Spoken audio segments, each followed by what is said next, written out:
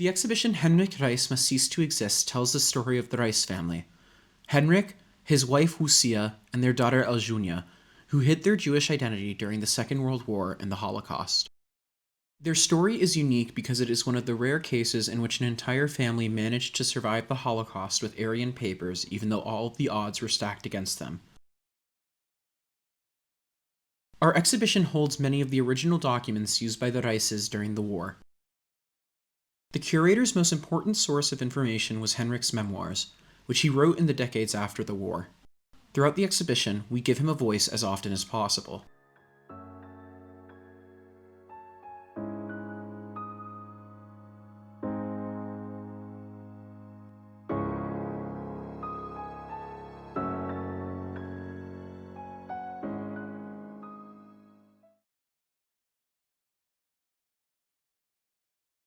Henryk and Łucja's story started in the turbulent times after the First World War, when they met as engineering students in Lviv. Both of them came from well-off, assimilated Jewish families, and after their graduation, they married and settled in Kraków, where their first daughter Elżunia was born in 1938. The first words I would listen to and the first words I uttered were Polish. I attended Polish schools, learned and loved Polish romantic literature, admired the country's great history, and became deeply attached to the Polish landscape, the soil of my fatherland. I considered myself Polish and was proud to belong to this great and once powerful nation. But there was another side to my life. My Polish home was also a Jewish home. My parents, grandparents, and great-grandparents were Jewish. That factor was to weigh heavily over my existence. In September 1939, Nazi Germany attacked Poland. Most families abandoned their homes and fled east. The Reisses did the same. After a short stay at Henryk's family home in Osterdów, they went to Lviv, the city where they had done their university studies. On the 17th of September 1939, the Soviet Union unexpectedly invaded Poland's eastern territories. An atmosphere of suspicion and terror enveloped the city. As educated and wealthy people, Henryk and Łucja had to be careful not to become targets for the Soviets. Then, in June 1941, the Third Reich invaded the Soviet Union. On the 30th of June 1941, German troops occupied Lviv, and a wave of anti-Semitic violence embroiled the city for the next 2 months.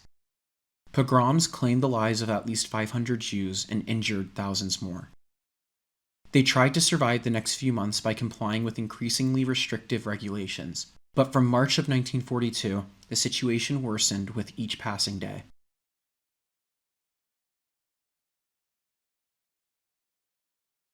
The action continued for several days and nights. We lost our whole family. I was confronted by the desperate problem of how to protect my beloved Łucja and child from this mortal danger. Every day in Lviv, every hour could bring a catastrophe. There's only one path left for us: Aryan papers.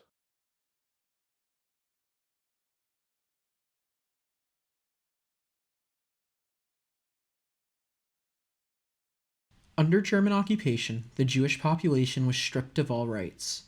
The Nazis segregated society by forcing Jews to move into newly established ghettos. The areas outside of the ghettos became known as the Aryan side. One method of survival for the Jewish population was to change their identity and hide on the Aryan side. This required forging so-called Aryan papers. These papers were a collection of documents used to prove whether or not someone was Jewish. In order to authenticate these forged identities and convince others that they were not Jewish, one had to know all of the details from the false documents by heart and build an entire personal history around them. Henryk and Łucja considered various options, eventually deciding to buy real documents, issued in the name of an existing Polish married couple. The supplier provided birth certificates in the name of Daraż. Henryk became Piotr Daraż, and Łucja became Stanisława Daraż. In the following months, first during a short stay in Kraków and then in Warsaw, the Reisses obtained a number of other documents that allowed them to live on the Aryan side, posing as Polish Catholics.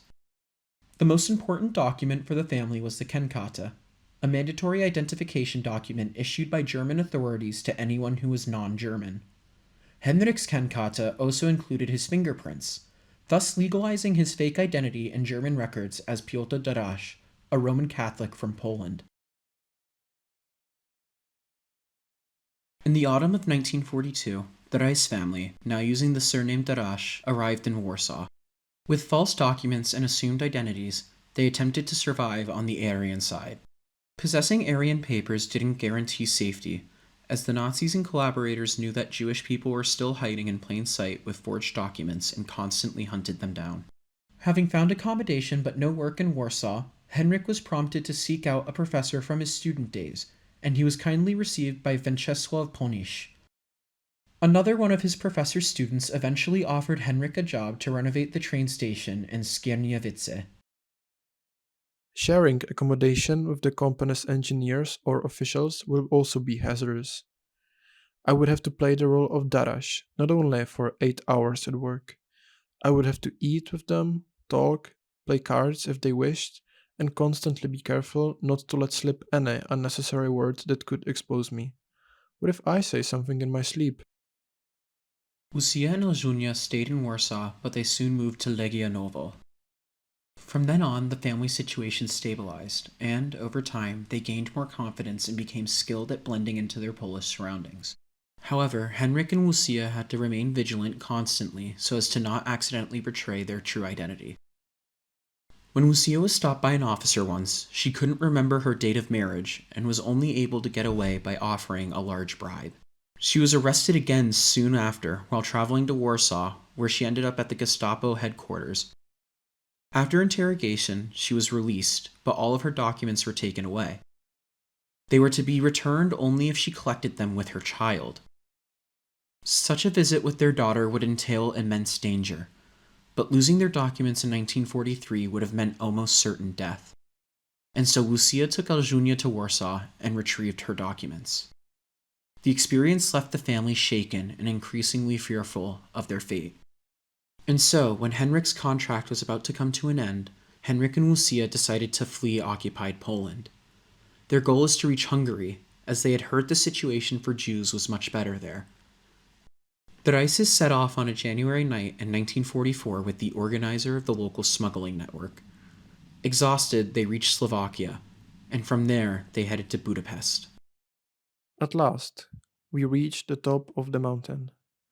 We paused for a moment and could see Slovakia ahead of us, Poland behind.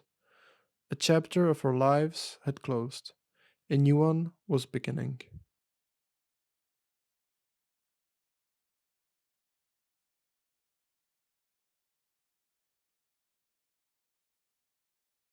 Additionally, Henryk was directly exposed to the horrors of the war when he witnessed the Warsaw Ghetto Uprising. He learned about the deaths of more of his close family members. Among them were his brother Ludwik, who died while trying to escape deportation to a concentration camp, and his cousin Józef, who was an officer in the Polish army who died at the hands of the Soviets. In February of 1944, the Reisses reached the capital of Hungary. Compared to occupied Poland, where the mass murder of Jews was still ongoing, Budapest seemed to them to be a paradise, at least for the time being. We were dazed by the normalcy of life in this beautiful city. There were wide, clean, brightly lit streets with shops full of goods. What an unbelievable sight. Our young guys were in a hurry. For them, this was nothing special. They had seen it before. It was 1944. So for us, 5 years of war, 5 years of surviving the Soviet system and Hitler's hell. After a short stay in Budapest as a Christian family, they ended up in a camp for Polish refugees in Kardakut. In March 1944, German troops entered Hungary and the deportation of the Jewish population began. From May to mid-July of 1944, almost 440,000 Hungarian Jews were deported. Over 300,000 of them were murdered immediately upon their arrival at the camps. Despite this, the Reisses managed to maintain their assumed identities. The couple's resourcefulness and cunning allowed them to survive until the occupation of Hungary by Soviet troops in early 1945. Overnight, the atmosphere of Soviet political terror and suspicion already familiar to the Reisses from Lviv returned. The war in Europe ended in May 1945 with the unconditional surrender of Germany. The conflict claimed millions of lives. A short message, written in capital letters in Russian and Hungarian, read, "Hitler is dead. Germany has surrendered." It was 8th May 1945. We did not say a word. We did not shed a single tear. We did not have the courage to draw up a balance sheet of our losses. Henryk and Łucja made the decision to emigrate in the first months after the war.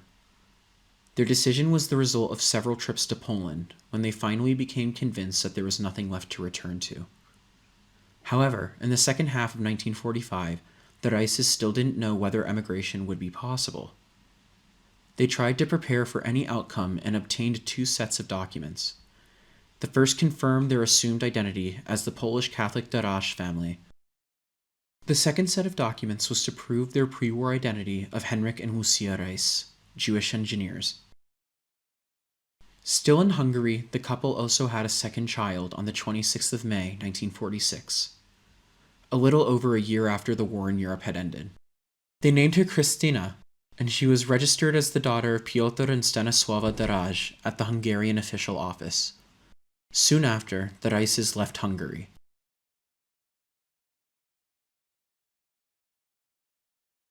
On the 23rd of June 1946, the Reiss family departed Budapest. They headed to Western Europe with the hope of emigrating further outside of Europe. The Reisses traveled to Vienna first by truck and then by freight train. After 3 weeks, they went further west to Ulm in the American occupation zone of Germany.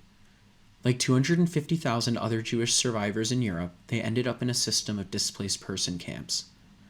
It was in Ulm that Henryk began to write down the story of his family's survival. The road into the unknown promised to be an extraordinary adventure. We were happy and in good spirits. Behind us were Hitler's hell and Soviet rule. Ahead of us was the free, wide world. In Germany, the family decided to move further west to Paris. In 1946, the Reisses considered several directions of emigration: Belgian Congo, Palestine, or Brazil. The last option seemed the most likely, and Henryk headed to Paris to take care of the formalities at the local consulate. His family soon joined him. The Reisses stayed in the French capital for more than 1 year. Once there, it turned out that a quick emigration to South America was out of the question. In Paris, the Reisses also took steps to formally regain their pre-war identities. The procedure was lengthy and complicated, but after months of efforts, Henryk and Łucja managed to officially regain the name Reiss.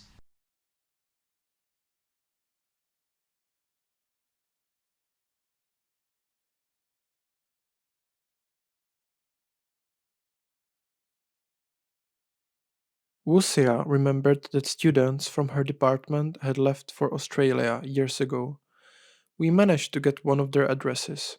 I wrote another long letter. An Anglican pastor applied for a landing permit for us. Going to Australia was the dream of all refugees. After months of consideration and hard work, the Reisses made the decision to emigrate to Australia and obtained permission in mid-1947. They departed in January of 1948. It took them 7 weeks until they arrived in Melbourne in March of 1948. From there, they boarded a plane and flew to Sydney, where they settled permanently. The normal life of an emigrant began. It wasn't easy, but after the delights of Stalin and Hitler, everything was wonderful and joyful. Life was slowly stabilizing. The children grew, my professional work, orders for home, Łucja and I working together in the evenings and on weekends, 70 or 80 hours a week. My soul rejoiced. I bought a shovel, a hoe, a rake, and with pleasure I got down to work, which I loved. In the Australian jungle, I was creating a replica of the Oserduf garden. Years passed. The girl studied, grew up, Łucja was radiant. Life was truly beautiful. When suddenly lightning struck. Łucja fell ill. Doctors diagnosed a malignant brain tumor. She died 6 months later. It was September 1964, 30 years since our wedding. After Łucja's death, the depressed Henryk increasingly reflected on the past. He also returned to writing and editing his memoirs, which had been interrupted for several years. His daughters persuaded him to visit his homeland, and in 1967 he returned to Poland for the first time since the end of the war. He returned again 2 decades later, this time with his daughters. He wanted to show them the country where he was born and spent half of his life. They visited Warsaw and Belzec, Madianek and Osterdov. They also met with the editors of the publishing house that went on to publish his memoirs.